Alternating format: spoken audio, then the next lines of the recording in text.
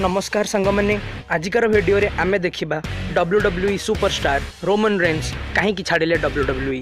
हाँ सांगमाने आपण ठीक सुनले, रोमन रेन्स किसी समय पई WWE को छाड़ी देइछंती एवं यार मुख्य कारण हेउची जे तांकू ब्लड कैंसर हेइची, अर्थात से ल्यूकेमिया द्वारा आक्रांत हेइछंती।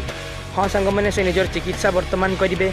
दीर्घ 11 वर्ष आग अर्थात 22 वर्ष बयस तांकू एही रोगटी हेइथिला एवं सेतेबेले से ताकू रोग को हराई की आसथिले, मात्र पुणी रोगटी तांकर आक्रांत करछि। तेणु से पुणी अबिका वर्तमान चिकित्सा पई जिबे। यह एक दुखद घटना एवं भारत में रोमन रेन्स होउचंती जने लोकप्रिय रेसलर एवं WWE रो मध्य से होउचंती नंबर 1 रेसलर।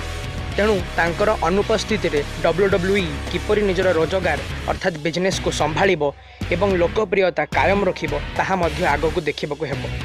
तेणु आमर समस्तंकर प्रार्थना रोमन रेन्स को सहित एवं से किपरि जल्दी सुस्थ होइकी पुणी WWE रे रेसलिंग पे आसंतु आमे जहा कामना करूछु। एहीपरि WWE रो न्यूज मध्य पाइबा पई आपण आम चैनल ओडिया वाइब्रेनियम को सब्सक्राइब कर दियंतु और साइड रे थिबा बेल घंटी को मध्य दबाई दियंतु। वीडियोटी को संपूर्ण देखिथिबा पई अशेष अशेष धन्यवाद।